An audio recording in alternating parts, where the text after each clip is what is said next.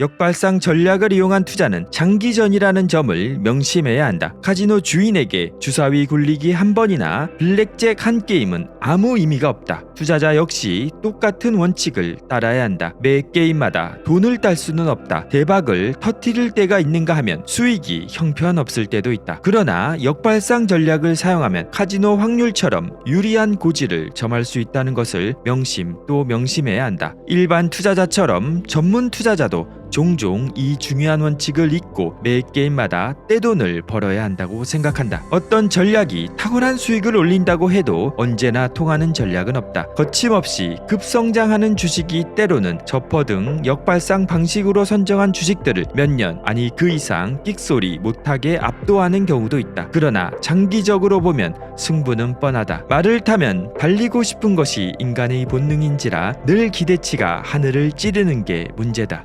안녕하세요. 세상의 모든 책들입니다. 이번 시간에 리뷰할 책은 데이비드 드레먼의 역발상 투자입니다. 이 책도 명저로 유명한 책입니다. 우리는 주식 투자로 돈을 벌 수 있는 방법을 이미 잘 알고 있습니다. 좋은 주식을 쌀 때 사서 비쌀 때 파는 것입니다. 하지만 여러분들은 어떠신가요? 이렇게 하는 것이 말처럼 쉽지가 않습니다. 인기 있는 주식이 비싸게 팔리고 있어도 남들은 다 돈을 버는데 나만 돈을 못 버는 것 아닌가? 지금이라도 사야지 더 오를 것이 분명한데 하면서 비싼 주식, 인기 있는 주식은 사고 싶어 안달이 납니다. 그리고 내가 사는 그 시점이 꼭대기인 경우가 많죠. 그 좋았던 기업이 갑자기 큰 악재도 없이 20에서 30% 떨어진다고 합시다. 그러면 내가 모르는 악재가 있나? 더 떨어질지도 모르지. 역시 형편없는 기업이었군 하면서 한때 그렇게 좋아 보였던 기업이 너무나 싸게 거래가 되고 있는데 선뜻 손이 나가지 않습니다. 즉 완전히 돈을 벌 수 있는 방법과 반대로 하는 것이죠. 저도 이론적으로 알고 있고 몇 수십 번 이야기를 읽고 다짐해도 항상 이런 감정이 듭니다. 급하게 오르면 쫓아가서 사고 싶고 심각하게 떨어지면 사고 싶은 마음이 없어집니다. 보유한 종목이 급하게 오르면 조금 더 하면서 수익 실현을 안 하고 떨어지면 무서워서 팔아버립니다. 도대체 왜 이럴까요? 이 책 역발상 투자에서는 이것에 대한 해답을 이야기해주고 있습니다. 그래서 이번 시간에는 1. 감정의 위험, 왜 군중이 광기와 패닉에 빠지는지, 2. 수익을 거두는 강력한 역발상 투자 전략에 대해서 살펴보겠습니다. 이번 시간 내용도 주식으로 돈을 벌어 행복한 부자가 되는데 너무나 중요한 내용입니다. 끝까지 시청하셔서 좋은 정보 얻어가시기 바랍니다. 자, 그럼 책 내용을 살펴보겠습니다. 1. 감정의 위험. 역사적인 버블에서 투자자들이 한결같이 돈을 쏟아부었다니 그저 놀라울 뿐이다. 퇴직연금과 종잣돈을 날린 수많은 개미를 생각하면 도저히 웃을 수가 없다. 경제학자와 금융학자, 월스트리트 전문가들 대부분은 아직도 투자 결정에 심리가 영향을 미친다는 점을 묵살하고 있다. 몇 년 전만 해도 시장에서 일어난 중요한 사건들 때문에 당혹스러웠다. 물음표로 남아있던 궁금증은 대부분 해소되었지만 그림 맞추기에서 중요한 조각 하나가 빠진 느낌이었다. 1장에서 살펴본 바로 그 조각. 왜 군중은 광기와 패닉에 사로잡히는가?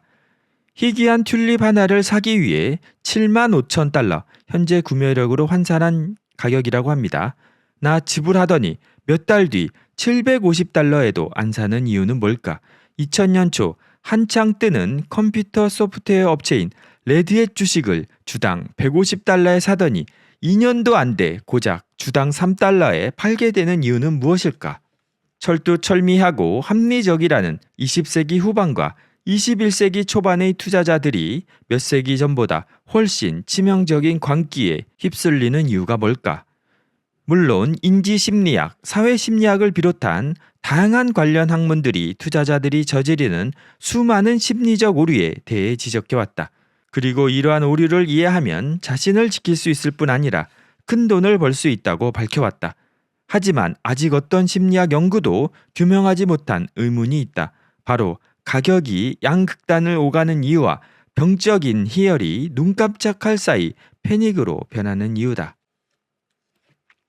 감정, 심리학에서 새롭게 발견된 위력적인 존재. 다행히 이제 그 의문이 풀렸다.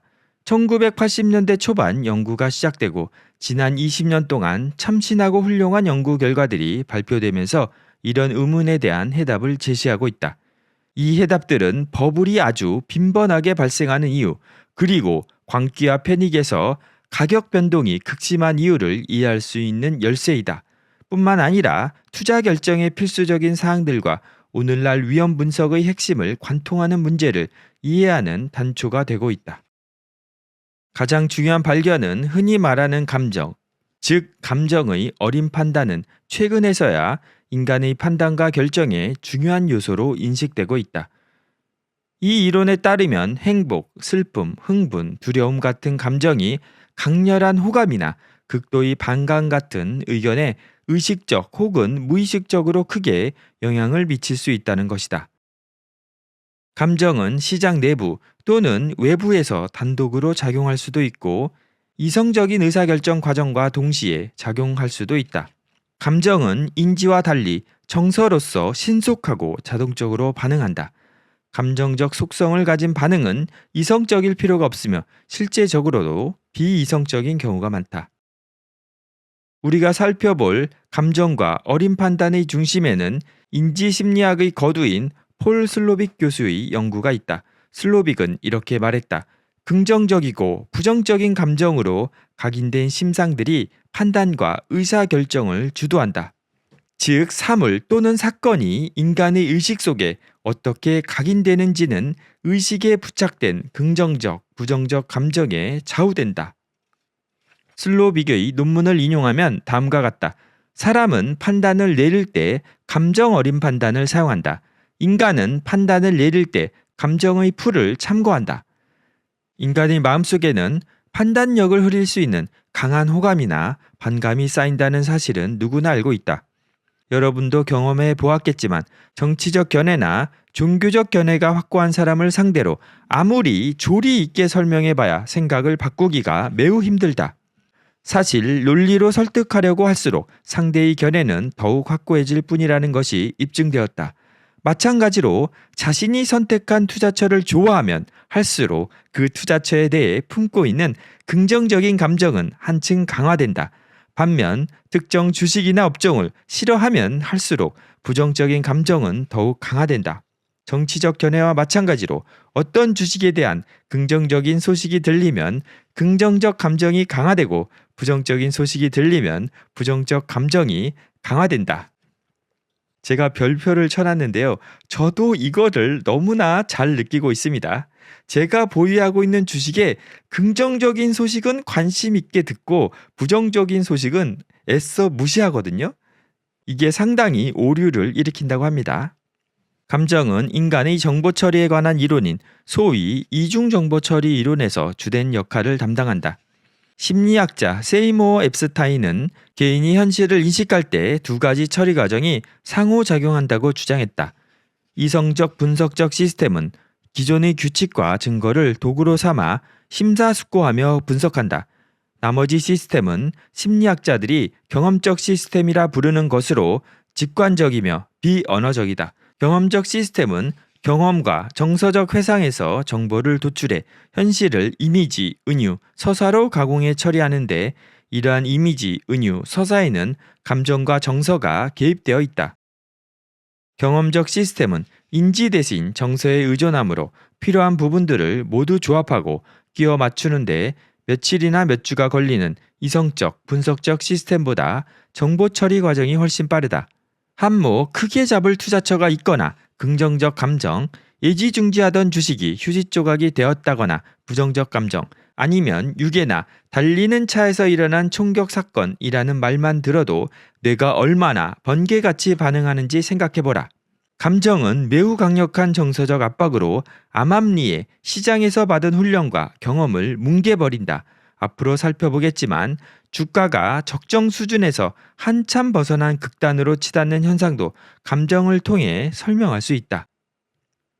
과거의 경험, 현재의 경험, 그리고 겪기를 희망하는 경험에서 얻은 이미지와 연상은 의식으로 들어간다.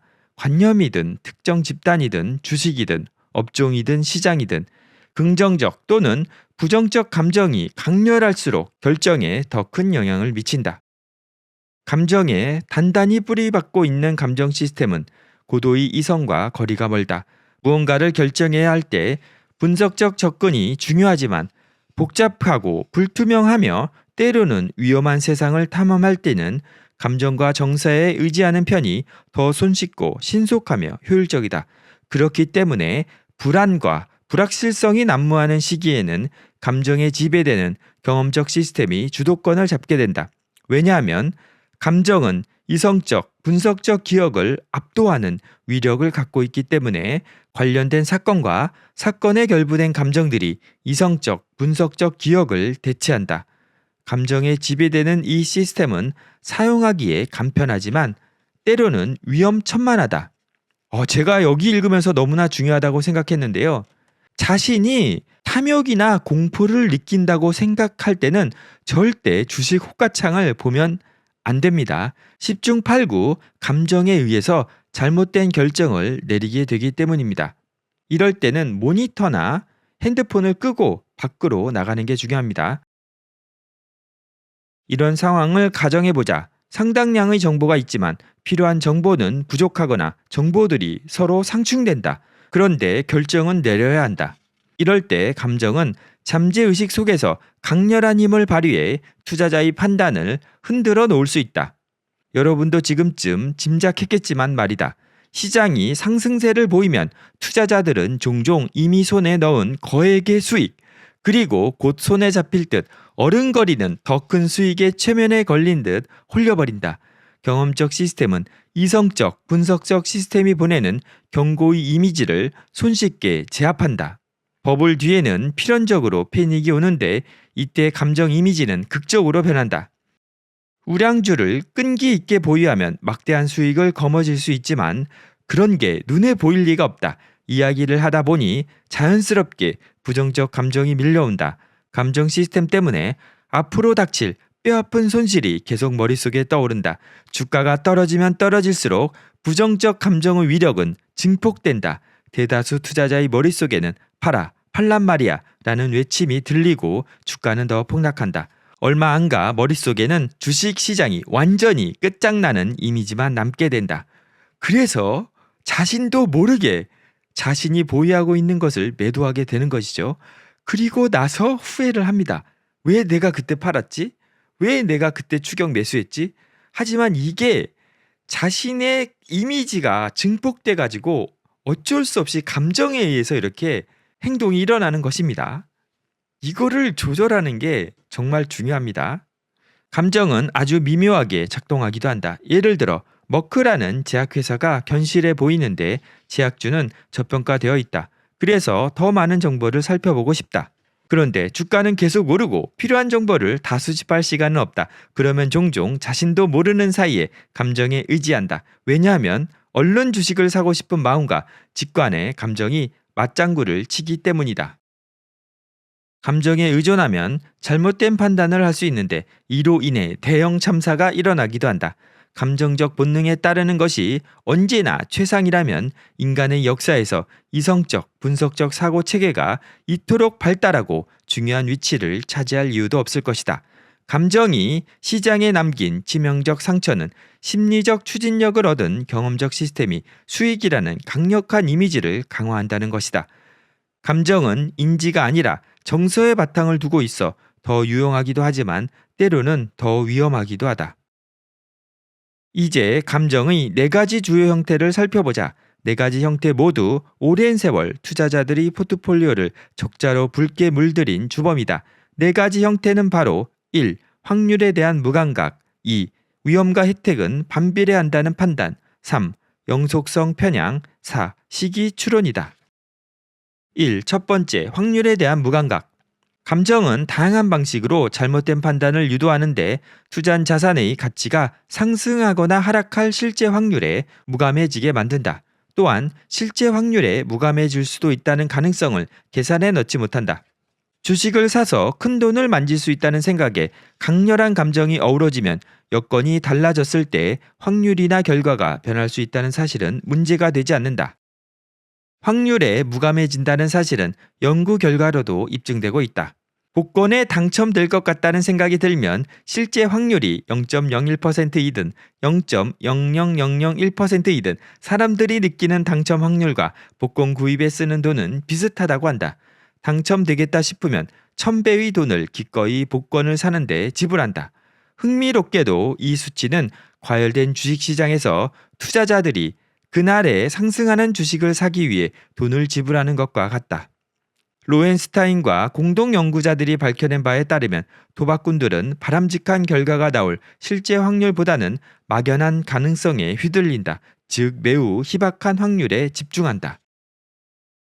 버블에서는 주가가 고평가되는데 이 연구 결과는 고평가 현상의 핵심을 포착하고 있다.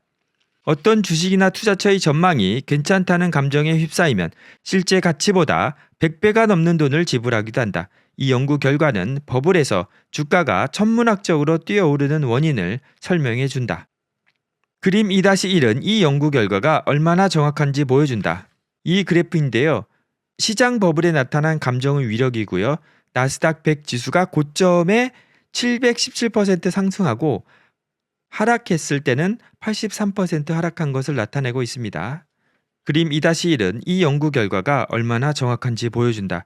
기업 수익 대비 주가가 100배 이상 오르는 경우도 있다. 1996년부터 들썩거리던 주식시장은 2000년 3월 고점을 찍었는데 당시 주로 대형 닷컴주와 첨단 기술주로 구성된 나스닥 100 지수는 717% 상승했다. 2000년 3월 고점을 찍은 나스닥 100 지수는 2002년 10월 83% 폭락하면서 바닥을 찍었다. 1929년에서 1932년 다우존스 산업평균 지수가 89% 폭락한 이래 미국 주식지수 사상 최악의 하락이었다. 버블이 최고조에 이를 무렵 나스닥의 주가 수익비율, 즉 퍼는 200배를 돌파했다. 나스닥 100 지수에 포함된 거의 모든 기업이 고속 성장의 이미지를 가진 제품이나 서비스를 보유하고 있었는데 실제 고속 성장을 달성할 수 있는지 여부와는 상관없는 이미지에 불과했다. 그래서 이 앞에는 아메리칸 온라인 즉 AOL과 이토이스 주식의 폭등과 폭락을 설명하고 있고요. 물론 당시에도 이러한 사실들을 모두 알 수 있었다. 그러나 애널리스트, 펀드 매니저, 투자자들은 이 기업이 전달하는 강력한 긍정적인 감정 이미지에 이끌려 이런 정보들을 고려하지 않았다. 그리고 이토이스의 주식은 무덤에 들어갈 때까지 탁월한 투자처로 남아있을 것이라고 믿었다. 거듭 말하지만 긍정적 감정이 커지면 경험적 시스템이 이성적이고 논리적인 분석을 압도한다. 당시 첨단 기술주와 닷컴주들이 그렇듯 두 기업 역시 지나치게 고평가되었다. 인간은 막대한 수익을 거머쥘 확률이 아니라 막연한 가능성에 민감하게 반응한다. 이것이 1996년에서 2000년 닷컴 버블에서 닷컴주와 첨단주 기술주들이 터무니없이 고평가되는데 큰 역할을 했다. 즉 인간은 확률적으로 생각하는 이성적인 인간이라고 생각을 했는데 실제로 보니까 감정에 치우치는 판단을 내리는 인간이라고 합니다. 그렇기 때문에 시장의 폭등과 폭락이 반복되는 것이죠. 두 번째는 위험과 혜택은 반비례한다는 판단입니다. 즉 우리가 포트폴리오 이론에서는 하이리스크 하이리턴 즉 위험을 많이 감수하면은 수익도 크다고 생각하는데요. 사람들은 그렇게 생각하지 않는다고 합니다. 위험과 보상은 서로 반비례한다고 합니다. 부담하는 위험이 클수록 인지하는 이익은 작아지며 부담하는 위험이 작을수록 인지하는 이익은 커진다고 합니다. 한마디로 현대의 위험 이론을 완전히 뒤집는 결론인데 감정이 의사결정에 미치는 영향을 연구하다 보면 그 경위를 알 수 있다. 피험자들은 위험하고 아찔한 상황에서도 혜택이나 보상이 크다고 인식할수록 위험은 낮다고 대답했다. 사실 모든 상황에서 위험이 존재하지만 혜택이나 보상의 크기에 따라 인지하는 위험의 정도가 달랐다. 반대로 보상이나 혜택이 작다고 인식할수록 위험은 크다고 인식했다. 오늘날 투자업계는 위험이 클수록 위험에 비례하여 수익이 크다고 믿는다. 현재 투자업계의 가르침에 의하면 실험 결과에서 보이는 심리 기제는 존재할 수 없다. 사람들이 인지하는 위험과 혜택은 그 행위에 따르는 긍정적 혹은 부정적 감정과 결부되어 있다. 연구 결과 검증되지 않은 암 치료제 복용이나 닷컴주 매수 등 좋아하는 행위를 할수록 위험은 작고 혜택은 크다고 판단했다. 반대로 석탄을 에너지원으로 사용하거나 술을 마시거나 수익률이 시원찮은 주식을 사는 행위 등 싫어하는 행동일수록 위험 수준이 높다고 생각했다. 즉 이렇기 때문에 고평가된 주식이 자신에게 이익을 많이 준다는 긍정적인 감정이 있으면은 그거를 사도 위험이 적다고 판단하는 겁니다. 이것도 결국에 시장의 폭등과 폭락을 가져오는 원인이 됩니다. 세 번째, 영속성 편향. 우리는 긍정적, 부정적 사건이나 어닝 서프라이즈가 한 종목이나 업종 또는 시장 전체에 영향력을 미치는 기간을 과대평가하는 경향이 있다. 시장 참여자들은 유쾌한 사건이나 불쾌한 사건을 경험한 뒤 긍정적이나 부정적 감정이 지속하는 기간을 과대평가하는 경향이 있다. 이를 영속성 편향이라고 한다.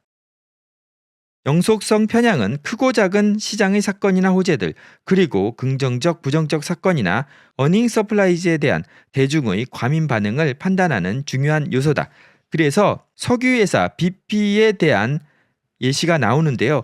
굴착 장치가 폭파해서 멕시코만에 석유가 다량 유출되자 석유 탐사 회사와 유전 개발 회사들이 주가가 폭락했다고 합니다.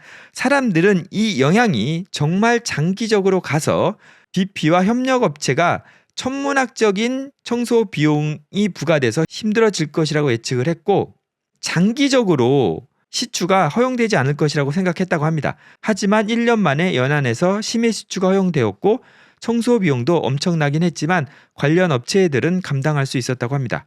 가장 위태롭다고 생각했던 일부 기업의 주가는 1년도 못 가 2배로 뛰었다. 이것도 상당히 중요한 것 같습니다. 어떤 악재가 발생이 되면은 그게 단기간에 끝이 나는 생각을 안 하고 이게 아주 장기간 유지될 거라고 하기 때문에 바로 팔아버리는 거죠. 이것도 가격을 왜곡하는 현상이 있다고 합니다. 네 번째, 시기추론. 시간과 관련된 인간의 판단 역시 감정을 통해 왜곡된다. 시기적으로 가까운 사건들은 매우 구체적이고 자세한 언어로 제시되는 경향이 있다. 예상보다 높거나 낮은 판매고나 수익을 비롯해 애널리스트들이 내놓는 수많은 예측은 단기 사건에 집중된다. 반면 먼 미래에 일어날 사건일수록 예상 수익은 주식에 관해 인지한 핵심을 담은 몇 가지 추상적이고 일반적인 특성으로 표현된다. 이런 현상을 시기추론이라고 한다.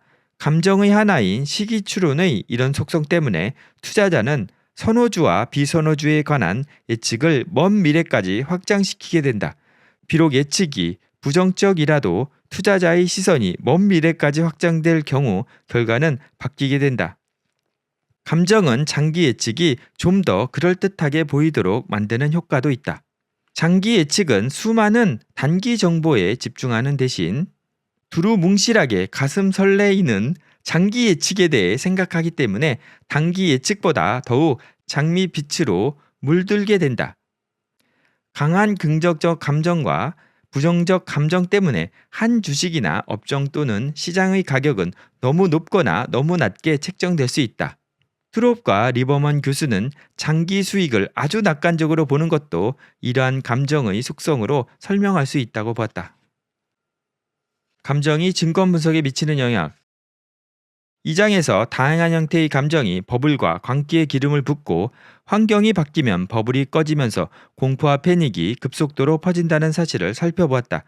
감정 어린 판단은 경이로운 동시에 무시무시하다, 속도, 섬세함, 정교함으로 본다면 감정 어린 판단은 경이롭다. 하지만 감정 때문에 얼마나 길을 잃고 헤맬지에 대해 생각하면 아찔하다.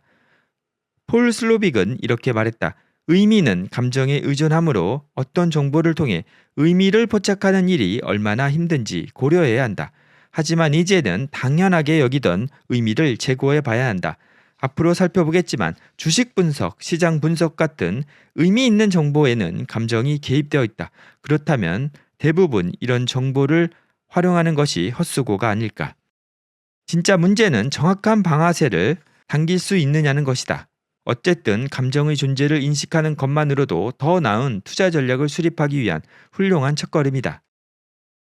감정에 의해 촉발된 버블이 가장 두드러진 특징 중 하나는 앞에서 살펴본 대로 펀더멘탈과 가격의 엄청난 괴리다.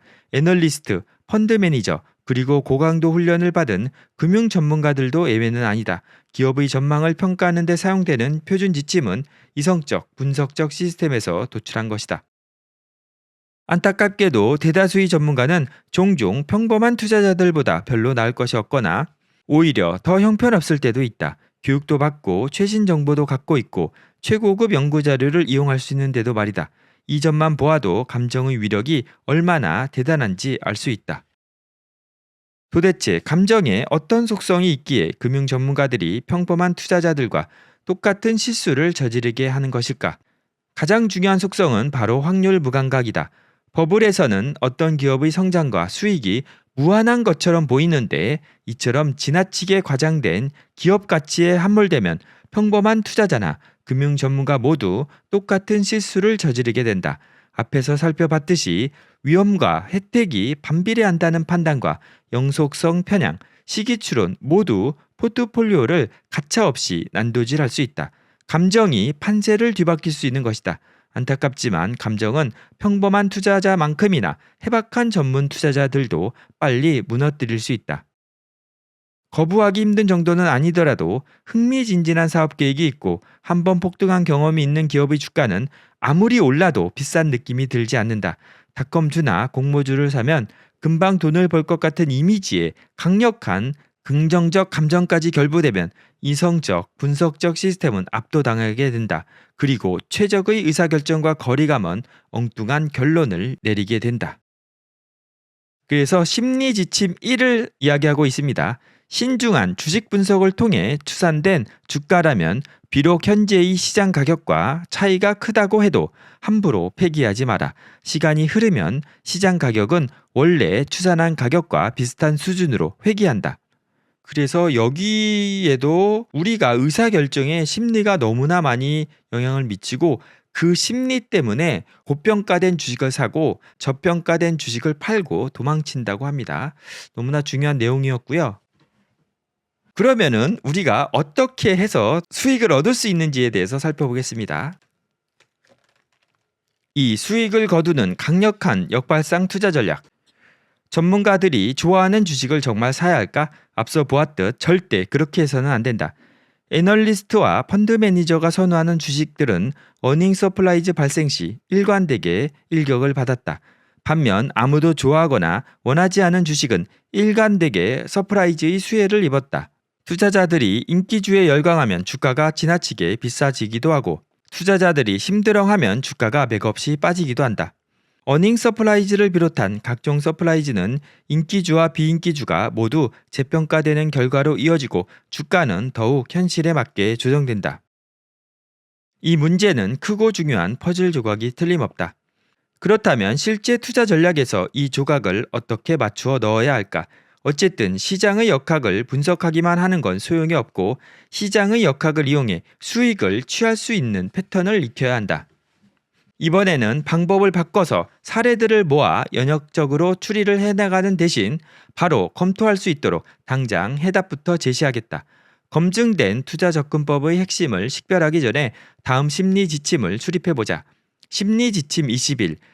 인기주는 시장 수익률을 밑도는 반면 비인기 기업은 시장 수익률을 상회한다. 그러나 재평가에는 대체로 시간이 걸린다. 시장에서 꾸준하게 높은 수익을 올리려면 재평가 과정이 관건이다. 재평가 과정은 감정과 신경경제학 등 새로운 경제학의 연구 결과의 영향을 크게 받는다. 시장이 처음 형성될 때부터 최고 투자처와 최악 투자처에 대한 대중의 반응은 한결같았고 예측 가능했다. 실용을 중시하는 독자들을 위해 결론부터 말하겠다. 투자자가 어떻게 행동할지는 뻔히 보이므로 평범한 독자도 이것을 이용해 돈을 벌 수 있다. 즉 비교적 작은 위험으로 시장 수익률을 가볍게 뛰어넘을 수 있는 검증된 역발상 전략이다. 게다가 복잡하지도 않다.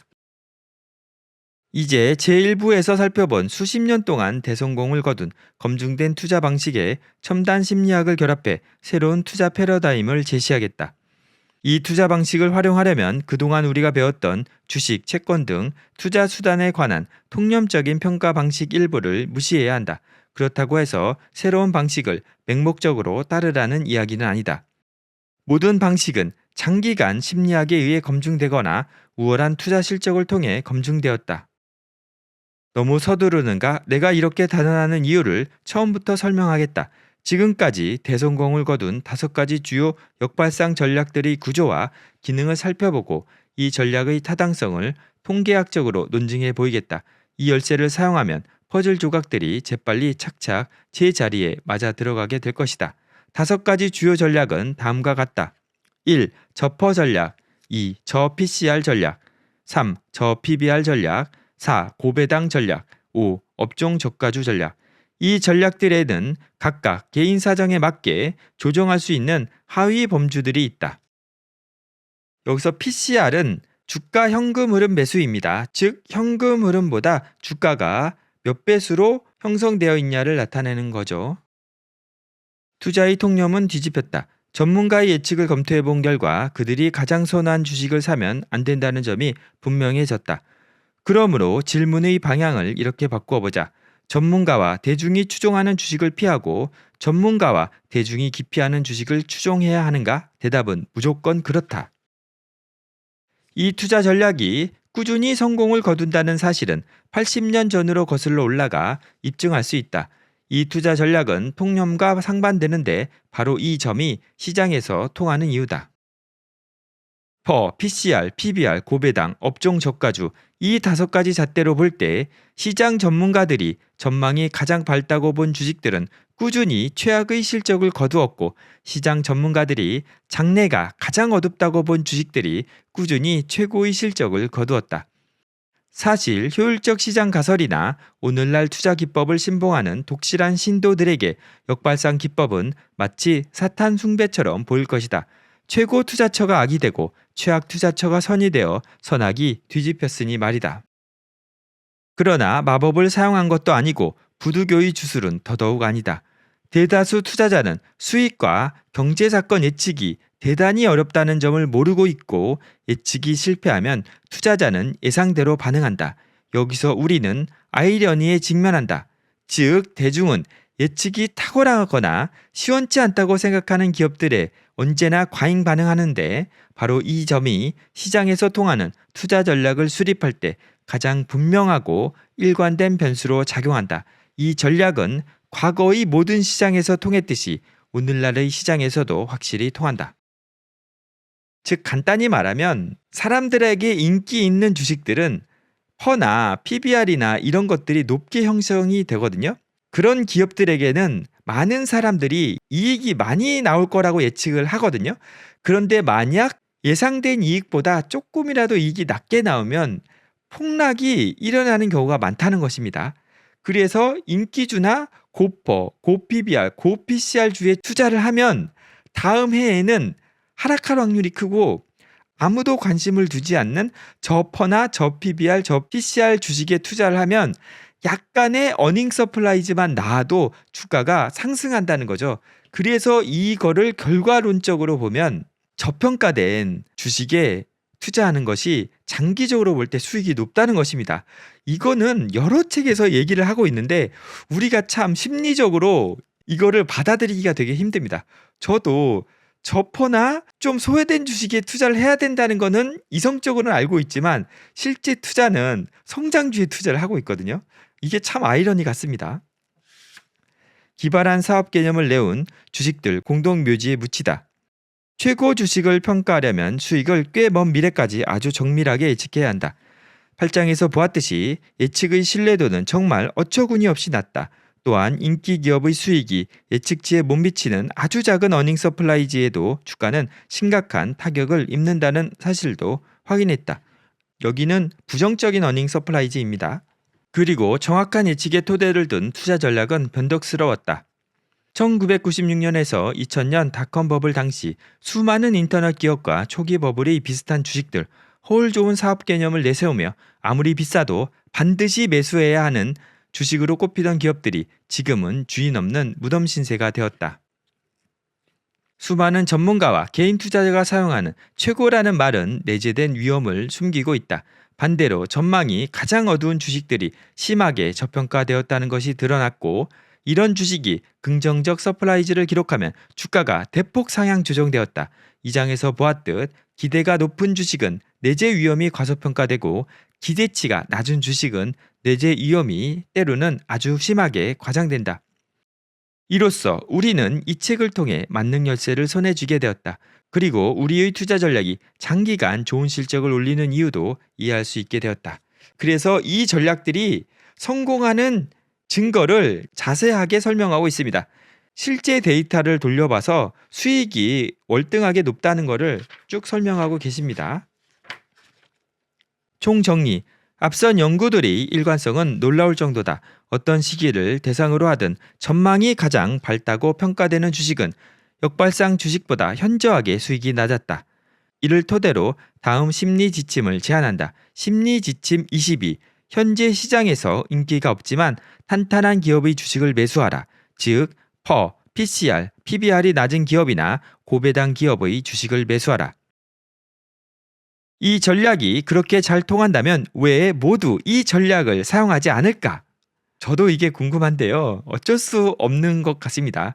이 궁금증을 해결하려면 이제 투자 심리의 세계로 들어가야 한다. 통계를 보면 가치 투자 진영에 합류하고 싶지만 반대편에서도 마음이 끌린다. 대중은 흥미진진한 새로운 사업 개념을 내세우는 기업에 마음을 뺏기는 법이다. 이 장에서 설명했듯이 한창 뜨는 새로운 아이디어에 투자해서 대박을 치고 싶은 유혹 때문에 경고가 귀에 들어오지 않는다. 전문가들이 페이스북이라고 할 수 있는 링크드인은 2021년 5월 상장 첫날 상장가 45달러에서 시작해 122.70달러까지 주가가 치솟았다. 퍼 대비 548배, PBR 대비 134배에 거래되었고 2011년 5월 하순 리얼디는 퍼 대비 170배에 거래되었다. 어찌나 휘황찬란한지 눈이 부실 정도였다. 투자자의 평가가 미쳐 날뛴 극단적인 사례들이긴 하지만 장기간에 걸쳐 가치 투자 전략이 잘 통하는 이유를 보여주는 사례이다. 대중은 링크드인이나 리얼디처럼 주가가 터무니없이 고평가된 트렌디한 업종에 지갑을 연다. 또한 이런 기발한 사업 개념에 열광하는 만큼 투자자는 전망이 불투명한 기업을 기피한다. 반면 인기주는 돈으로 살 수 있는 것 중에서 최고의 가시성을 자랑한다. 그렇다면 어떻게 정반대로 가라고 권할 수 있을까? 인간은 놀랍도록 일관되게 심리적 오류를 저지른다. 물론 높은 퍼가 마땅한 우량주도 있고 아주 낮은 퍼가 마땅한 주식도 있다.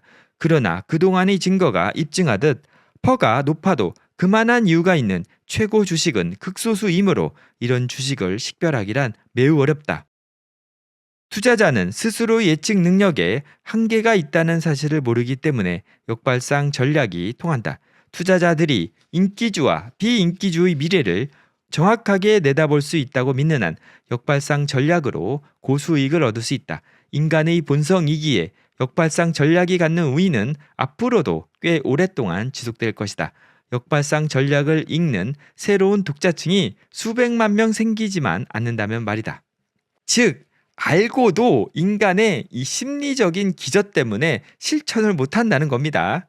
맞죠? 저만 봐도 이렇게 하면 돈을 벌 수 있을 것 같아도 선뜻 여기에 투자를 안 하고 있는 거를 봐서도 그럴 것 같습니다. 하지만 결과론적으로 장기적으로 보면 여기에 투자하는 게 훨씬 큰 수익을 올렸다는 것이죠. 참 중요한 내용 같습니다. 그리고 이런 종목에 투자할 때 저희가 꼭 체크해 봐야 되는 지표를 얘기하고 계시거든요. 즉 주식 선정을 위한 5가지 지표인데요. 저퍼 방식을 실전에 적용해 보면서 나는 퍼 최하위 20% 그룹의 주식을 골랐다.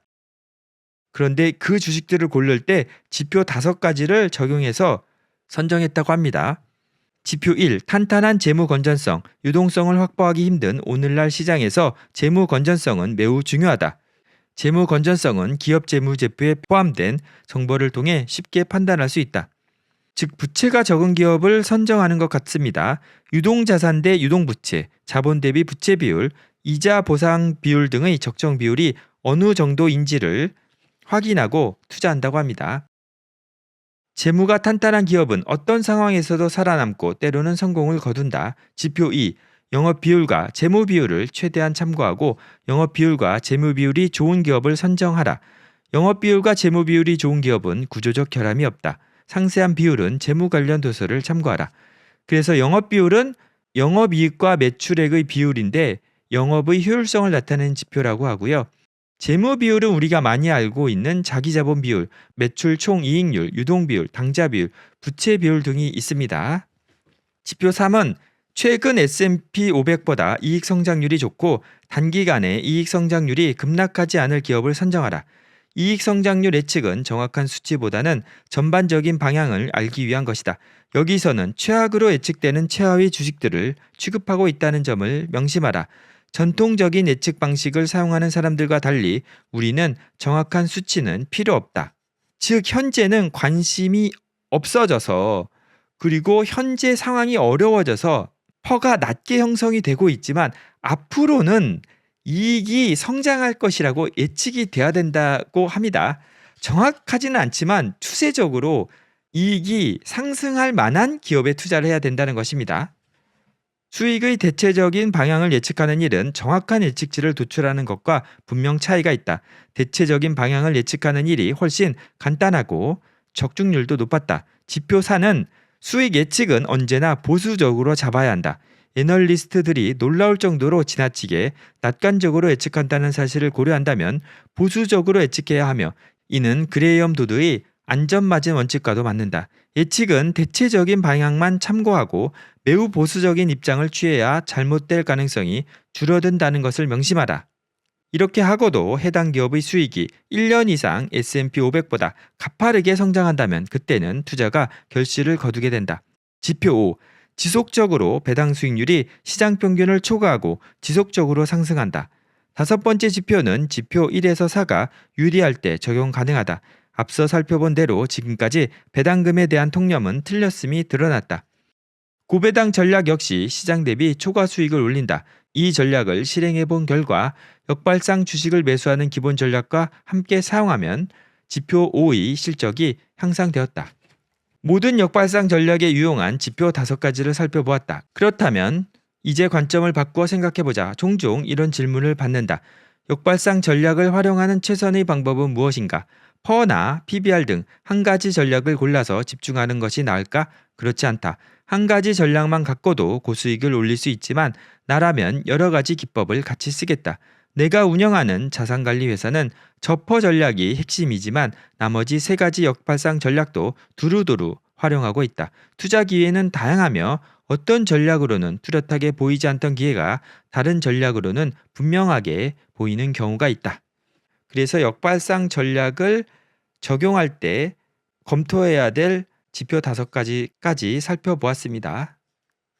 자, 이렇게 데이비드 드레먼의 역발상 투자 책의 리뷰를 마치려고 합니다. 이 책도 내용이 상당히 방대했습니다. 그래서 정말 일부분을 소개해 드렸는데도 시간이 벌써 이렇게 다 돼서 영상을 마무리하려고 하고 있습니다. 제가 이번에 소개시켜 드린 것 외에도 너무나 좋은 내용이 많았습니다. 이 책도 제가 시간 날 때마다 다른 부분에서 좋은 내용을 소개해 드리도록 하겠습니다. 이번 시간에 소개한 내용에 관심이 있으신 분들은 이 책도 읽어보시기 바랍니다. 지금과 같은 시기에 꼭 필요한 내용을 담고 있는 것 같습니다. 이번 시간 영상이 도움이 되셨거나 다음 시간 영상이 기대가 되신다면 좋아요와 구독, 알람 설정 부탁드리겠습니다. 그리고 책 내용과 이번 영상 내용이 너무나 좋기 때문에 여러분들에게 추천해 주셨으면 감사하겠습니다. 긴 시간 동안 시청해 주셔서 감사하고요. 다음 시간에도 좋은 영상으로 꼭 다시 찾아뵙겠습니다. 감사합니다.